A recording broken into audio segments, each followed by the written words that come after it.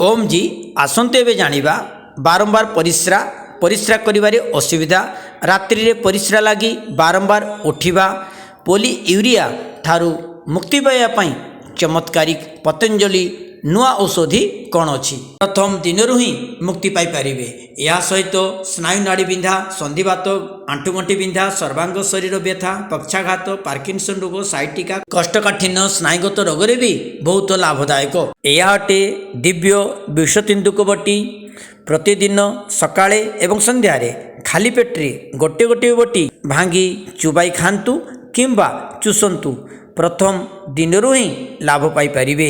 ध्यान दियंतु जो जिनिस खाइले अपचन हुए खाद्य हजम हुए नहीं जेपरिकी मिठा जातीय जिनिस दूधरु तैयारी होइतवा जिनिस किंबा लवणयुक्त जिनिस किंबा चटपटा फास्ट फूड चाइनीज फूड इत्यादि जिनिस 15 दिन ठू आरंभ करी 2 मास पर्यंत छाड़ी दियंतु एवं ए संबंध में जानिया पई एवं विभिन्न प्रकार चिकित्सा जानिया पई मोर अन्य वीडियो देखंतु हिंदी रे वर्णित अछि डिस्क्रिप्शन तले लिंक दिया है।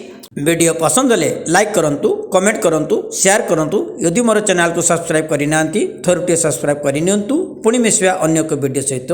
ओम जी प्रणाम।